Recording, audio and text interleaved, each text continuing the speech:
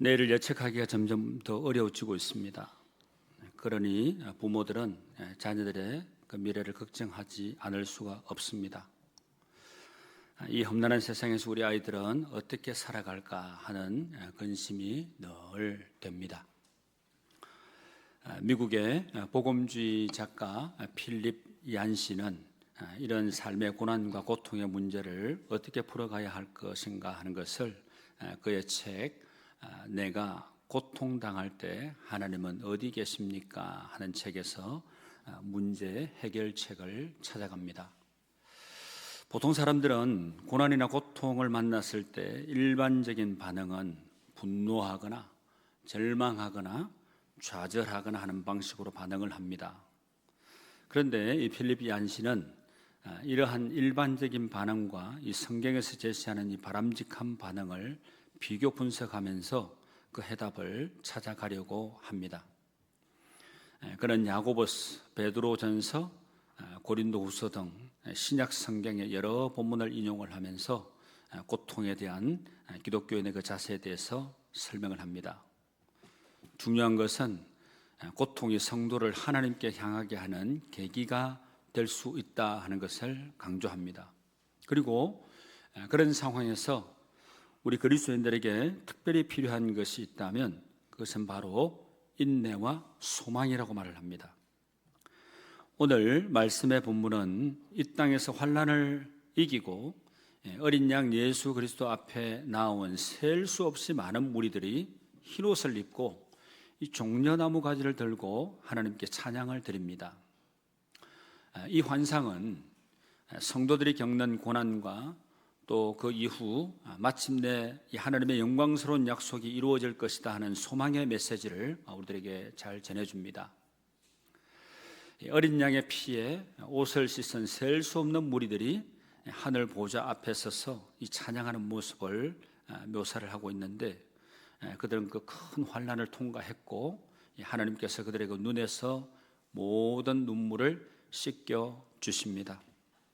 이것은 인내로 고난을 견딘 자들이 하늘에서 누리는 궁극적인 위로와 영광을 나타내는 것입니다. 오늘 말씀을 좀 더 깊이 우리가 좀 살펴보도록 하겠습니다. 오늘 본문 사실 편의상 여러분 9절부터 읽었지만 9절 앞부분 1절부터 시작되는 그 부분을 우리가 좀 보시면 사도 요한은 인을 받을 14만 4천 명에 관한 그 환상을 보게 됩니다. 그리고 이 환상을 본 후에 흰옷 입은 셀 수 없는 무리에 관한 환상을 보게 되는데요, 이 요한은 그 숫자가 너무 많아서 셀 수 없을 정도였다고 기록을 하고 있습니다. 그래서 쉬운 성경에서는 엄청난 군중이 모였다 이렇게 기록을 하고 있습니다. 이렇게 많은 사람이 모였다 하는 것은 구원받을 성도의 숫자가 인간의 계산을 초월한 숫자, 다시 말하면 구원의 범위는 인간의 계산을 초월하고 있다 하는 것을 의미합니다. 이렇게 하나님의 구원을 받은 숫자는 인간의 계산을 초월합니다. 그리고 그곳에 모인 사람들은 모든 나라와 모든 민족, 이 언어를 초월해서 모인 사람들이었습니다. 그런데 그 사람들은 하나님의 보좌와 어린 양 앞에 섰습니다. 그들의 공통적인 모습을 얘기하자면 모두가 다 흰옷을 입고 손에는 종려나무 가지를 들고 있었습니다. 이 말의 의미는 하나님께서 구원하기를 원하시는 사람은 민족을 초월하는 것을 의미합니다. 그러니까 다시 말하면 복음의 이 보편성에 관한 그런 말씀인 거죠. 그들의 한결같은 모습은 흰옷을 입고 종려나무 가지를 들고 있었습니다. 여기서 흰옷은 이 정결함과 의로움, 다시 말하면 오늘 본문 14절에서 말씀을 하고 있는 어린 양의 피로 씻어 희게 된 사람을 의미합니다. 또 손에 종려나무 가지를 들고 있다 그랬는데 이 종려나무 가지는 승리와 찬양을 의미하는 거죠. 그러니까 예수님이 예루살렘 성에 입성을 하실 때 많은 군중들이 종려나무 가지를 흔들면서 호산나 호산나 이렇게 외치지 않습니까? 그러니까 승리와 찬양, 이것을 의미합니다. 그래서 이 모습은 마치 바로 유대절기 초막절이나 예수님께서 예루살렘에 입성하실 때 백성들이 종려나무를 흔들었던 그런 장면을 우리가 연상케 합니다. 이 사실에 대해서 오늘 본문 9절 말씀해 보니까 이 일 후에 내가 보니 각 나라와 족속과 백성과 방언에서 아무도 능히 셀 수 없는 큰 무리가 나와 흰옷을 입고 손에 종려 가지를 들고 보좌 앞과 어린 양 앞에 서서 이렇게 증언을 하고 있습니다. 여기서 우리가 알 수 있는 것은 하나님의 구원은 어떤 특정한 계층이나 민족에게 제한되는 것이 아니라 모든 민족과 언어 가운데 있는 사람들에게 열려 있다. 복음의 보편성에 대해서 얘기를 하고 있습니다. 또 흰옷을 입고 종려나무 가지를 든 사람은 단순히 살아남은 사람이 아니라 영광스럽게 승리한 자들, 그리고 하나님 앞에서 예배자로 서 있는 사람들을 뜻하는 것입니다. 이들은 단지 하나님 나라에 들어간 사람이 아니라 환난을 지나서 믿음을 지킨 승리한 사람들인 것이죠. 그렇게 하나님의 보좌 앞에 모인 수많은 사람이 큰 소리로 외쳤습니다. 여러분 10절 말씀을 보십시오. 10절 말씀에 보면 큰 소리로 외쳐 이르되 구원하심이 보좌에 앉으신 우리 하나님과 어린 양에게 있도다 하니, 이 가사가 붙여진 복음성도 있죠. 구원하심이 보좌에 앉으신 우리 하나님과 어린 양께 있도다 하는 찬양.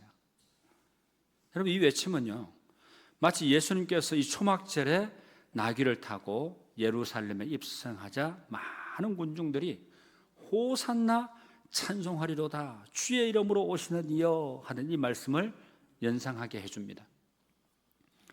여기서 구원하심이라는 이 말은 이 헬라 원어로 그 의미가 하나님과 어린 양 예수 그리스도에 대한 속령과 이 관계가 됩니다. 그러니까 바울도 하나님과 예수 그리스도에 대해서 이 구주라고 호칭한 적이 있는데, 이 표현은 하나님과 예수 그리스도는 존재론적으로 동등하신 분이다 하는 점, 그리고 교회의 영원한 경배의 대상이 되신다는 사실을 잘 보여주고 있습니다. 좀 더 자세히 말씀을 드리면 큰 소리로 외치는 이 사람들은 온 마음과 뜻과 정성을 다해서 외치는 찬양과 경배 그리고 선포였다는 것입니다. 이들의 외침과 경배에는 환난에서 건짐을 받은 자들의 감사와 환희가 함축이 되어 있었습니다. 이렇게 기쁨과 감사 그리고 한휘에 차여서 외치는 그 암성에는 우리를 구원하신 그 주체가 바로 하나님이시다 하는 것을 여러분 강조해서 말씀을 하고 있는 겁니다. 신약 성경 전체를 통해서 일관되게 우리에게 강조하는 것은 바로 하나님의 은혜에 의한 구원입니다. 이렇게 하나님의 은혜로 구원받게 된 백성들은 하나님 아버지와 예수 그리스도에게 영광을 돌리게 되는 것입니다. 이것은요, 예수 그리스도도 구원의 주체로서 하나님과 동일하게 영광 받으실 분이라 하는 것을 강조해서 말씀한다고 그렇게 볼 수 있는 겁니다. 그러니까 구원받은 성도들이 이렇게 소리를 높여서 하나님과 예수 그리스도에게 영광을 돌릴 때 장로들과 내 생물들도 그 곁에 있었고 천사들이 다 나와서 보좌 앞에 엎드려서 경배를 했습니다. 천사들은 아멘, 우리 하나님께 찬송과 영광과 지혜와 감사와 존귀와 능력과 힘이 영원토록 함께 하소서 아멘, 이렇게 외쳤습니다. 그때 장로들 가운데 한 사람이 요한에게 묻습니다. 이 흰옷 입은 사람들이 누구이며 어디에서 온 사람들인지 아십니까? 요한이 말을 합니다. 나는 모릅니다. 가르쳐 주십시오. 장로가 대답하기를 이들은 큰 고난을 겪은 자들입니다. 이들은 어린 양의 피로 자신들의 옷을 씻어 희게 하였습니다. 이제 이들은 하나님의 보좌 앞에 나와서 그의 성전에서 하나님을 늘 섬기고 있습니다. 보좌에 계신 분이 이들을 보호해주고 있는 거죠. 이들은 결코 배고프거나 목마르지 않을 겁니다. 뜨거운 햇볕도 그들에게 해를 입히거나 상하게 못할 겁니다. 왜냐하면 보좌 가운데 계시는 어린 양이 그들의 목자가 되셔서 생명수가 흐르는 샘으로 늘 인도하실 것이기 때문에 그렇습니다. 그리고 하나님께서는 그들의 눈에서 흐르는 눈물을 닦아 주실 것이다 말씀을 합니다. 이 말씀에서 우리가 알 수 있는 내용은 구원받은 자의 정체성입니다. 그러니까 구원받은 자는 큰 환난을 지나서 어린 양의 피로 씻긴 자들 아닙니까? 그래서 그들은 하나님 앞에서의 삶, 즉 밤낮으로 하나님을 섬기며 이 장막 아래 거하는 그런 삶을 살게 된다는 거죠. 이제 그들은 더 이상 고통이나 결핍이나 시련이 없는 삶이 펼쳐지게 됩니다. 이런 내용들이 14절에서 16절까지 내용의 말씀입니다. 세상에서 큰 환난을 헤치고 나온 성도들에게 영원한 안식과 풍요로움이 있으려는 이 내용은 바로 예수 그리스도의 그 보혈의 공로로 죄 사함을 받게 된 사람들이 비록 이 땅에서 배고픔과 가난과 궁핍과 멸시를 당한다고 할지라도 말세의 그 대환난과 최종적인 대종말 뒤에 도래하게 될 하나님 나라에서는 그 모든 고통에서 떠나 풍요와 진정한 안식 가운데 거하게 될 것이다 하는 그런 복된 약속의 말씀을 우리가 접하게 됩니다. 또 하나님은 영원한 공급과 위로, 다시 말하면 예수님께서 참 목자가 되셔서 생명수 샘으로 인도하시고 모든 눈물을 씻어주신다는 것입니다. 생명수의 샘은 마치 예수님께서 이렇게 말씀하셨죠. 요한복음 4장 10절 말씀에서 내가 주는 물을 먹는 자는 영원히 목마르지 아니하리니 나의 주는 물은 그 속에서 영생하도록 솟아나는 샘물이 되리라. 이 말씀처럼 구원과 영생이 바로 하나님과 예수 그리스도에게서 비롯된다는 사실을 여러분 확실히 믿으시길 바랍니다. 그리고 계시록 22장 1절 말씀에서는 수정같이 맑은 생명수의 강이다 이렇게 표현하고 있습니다. 수정같이 맑은 생명수의 강. 성도는 큰 환난으로 인해서 많은 슬픔과 고통을 겪을 것이지만 장차 하나님 나라에서는 더 이상 그 같은 슬픔이나 고통이 존재하지 않으니 우리 믿음의 성도들이 다시금 눈물을 흘리게 되는 일은 없을 것이다 라는 것입니다. 그리고 이 세상 사는 동안 겪은 노고에 대해서 하나님의 무한한 위로를 우리는 받게 될 것이다, 이런 약속의 말씀인 것입니다. 이렇게 하나님의 구원은 전적으로 어린 양의 피로 이루어지고 그 결과는 완전한 회복과 위로에 있습니다. 우리가 성도로 살아간다는 의미가 뭐겠습니까? 지금 우리는 교회력으로 부활절기를 보내고 있습니다. 오늘이 부활절 4번째 주일인데 우리 믿음의 성도로 살아간다 하는 것은 바로 부활의 소망 가운데 살아간다는 그런 의미입니다. 부활의 소망으로 살아간다는 것은 결코 포기하지 않고 인내하며 살아간다는 거죠. 그리고 그 인내 뒤에 마침내 승리하는 인생으로 세워질 수 있다는 거죠. 인내는 단순하게 참아내는 게 아닙니다. 하나님의 약속을 끝까지 신뢰하며 살아가는 영적인 능력이 되는 것입니다. 그래서 이사야서 40장 31절 말씀에서는 이렇게 말씀을 합니다. 같이 한번 읽어보시죠. 여호와를 바라는 자는 새 힘을 얻으리니. 아멘. 여호와를 바라보며 살아가는 사람은 새 힘을 얻게 된다. 여러분, 힘 중요하죠. 힘. 여러분, 질병과 싸우고 있는 분이 힘이 없다면 힘이 빠지고 무기력해지고 밥맛도 없고 안 드시고 이러면 이제 너무 약화되는 거죠. 그냥 주저앉습니다. 그런데 그 어렵고 힘든 상황에서도 힘을 내고 또 주님이 주시는 그 힘을 공급받은 인생은 능히 그 위기의 순간도 이겨낼 수가 있는 겁니다. 여러분 지난 주간에 바로 그것을 우리가 경험했지 않습니까? 강한 믿음과 강한 의지와 우리가 정말 합심으로 우리 수요 기도회 때 우리가 합심으로 중보하며 기도하게 했을 때 저도 깜짝 놀랐습니다. 그 이름을 부르면서 기도했던 그때 절박한 순간이었거든요. 가족들을 다 불러 모으고 이제 준비하셔야 되겠습니다 하고 그런 상황이었어요. 그때 기도했더니 기도회를 마치고 나서 제가 소통을 했을 때 딱 그 시점이었어요. 얼마나 놀랬겠면 저도 놀랐습니다. 야, 할렐루야, 주님 앞에 감사와 영광 올려드립니다. 하나님은 살아계신 하나님이시군요. 절대 믿음의 성도가 고통 가운데서 그대로 그 불꽃이 꺼져버리는 것을 보지 그냥 눈 뜨고 보고 계신 분이 아니시군요. 이런 생각을 하게 되고 우리의 기도가 하늘에 상달되고 하나님은 반드시 그 기도를 들어 응답하시는 주님이심을 고백하고 우리가 선포할 수 있었습니다. 여러분 그 주님을 바라보실 수 있게 되기를 바랍니다. 그리고 그 바라보시는 그 주님이 감동받으시고 우리의 삶을 힘있게 세워주심으로 힘있는 그 믿음의 삶을 통해서 여러분 마침내 승리하는 인생 될 수 있게 되기를 바라고 우리에게 위로의 말씀을 약속하셨는데 영원토록 주님과 함께 그 위로의 하나님 삶을 살아가시고 하나님 앞에 영광 누리는 복된 인생들이 다 되시기를 주님의 이름으로 축복합니다. 여러분 로마서 5장 3절 4절 말씀에서도 이렇게 말씀합니다. 환난 중에도 즐거워하나니 이는 환난은 인내를 인내는 연단을 연단은 소망을 이루는 줄 알미니라. 여러분 얼마나 우리가 좋아하는 구절의 말씀입니까? 환난 중에도 즐거워한다.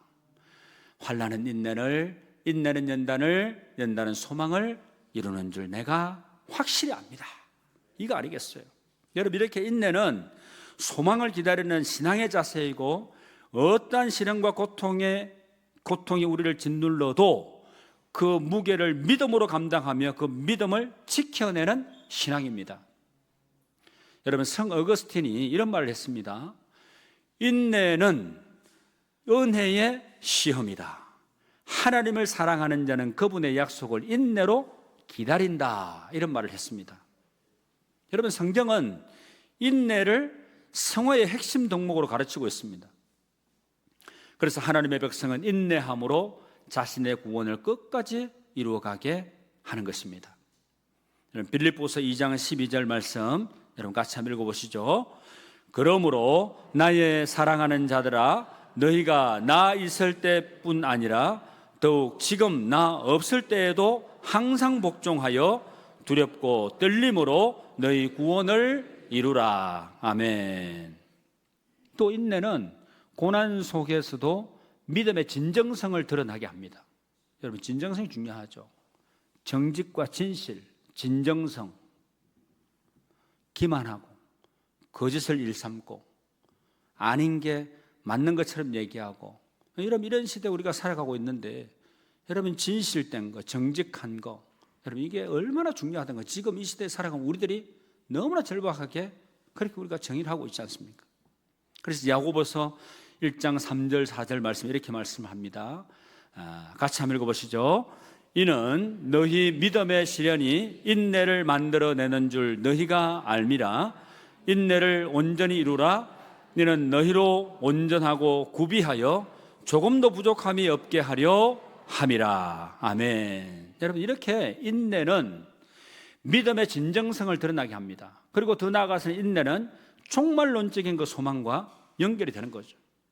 여러분 우리가 지금 부활 소망을 우리가 안고 살아가야 되지만 우리는 종말론적인 신앙을 항상 붙들고 살아가야 됩니다. 종말론적인 신앙이 뭡니까? 마지막 항상 우리가 하나님 앞에 섰을 때 그것을 생각하고 살아가야 된다는 거죠. 오늘이 마지막 날이라면 오늘이 내가 하나님 앞에 서는 날이라면 여러분 어떻게 하겠습니까? 예배가 하나님 앞에 전적으로 우리가 정성을 다해서 믿음으로 드리는 예배가 될 수 있는 거고 하나님의 말씀을 듣게 될 때 한 말씀도 놓치지 않고 하나님의 말씀인 줄 믿습니다. 아멘 하고 우리가 응답하고 하나님의 말씀을 받는 이 자체가 은혜고 감사라는 것을 고백할 수 있게 되는 거죠. 여러분 그래서 우리 성도는 어떤 경우에라도 낙심하거나 절망하거나 포기하지 말고 끝까지 인내함으로 신앙을 지켜내게 될 때 마침내 승리하는 인생이 되게 되는 줄 믿습니다. 이게 바로 우리가 부를 희망의 노래, 부활의 노래인 것입니다. 여러분, 이야기 하나를 들려드리고 오늘 말씀 마무리하려고 합니다. 최근 뉴스에서 한 86세 할머니의 이야기가 감동을 주었습니다. 이 할머니는 평생 동안 장애를 가진 아들을 돌보면서 사셨습니다. 이 장애를 가진 아들이 태어나게 되었을 때 의사들은 그가 5년도 살지 못할 것이라 그랬지만 이 할머니의 헌신적인 돌봄 때문에 아들은 60세까지 살게 되었습니다. 기자가 할머니에게 어떻게 60년 동안 그렇게 헌신할 수 있었느냐고 물었을 때 할머니 이렇게 대답을 합니다. 처음에는 저도 왜 우리 가족에게 이런 시련이 찾아왔는가 이해를 할 수가 없었어요. 하루하루가 너무 힘들었죠. 하지만 매일 아침 성경을 읽고 기도하면서 하루를 시작했어요.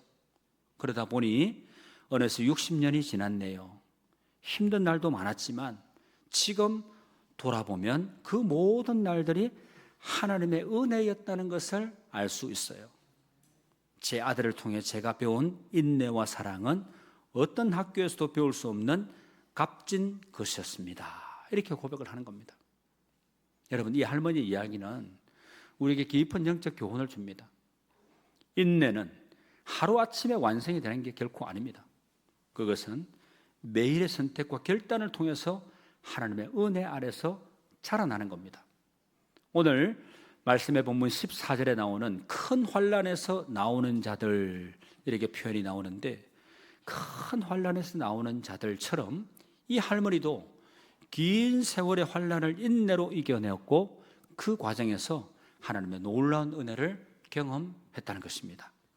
여러분, 이렇게 인내는 우리의 성품을 다듬고 또 영적 성숙을 이루는 하나님의 도구인 것입니다.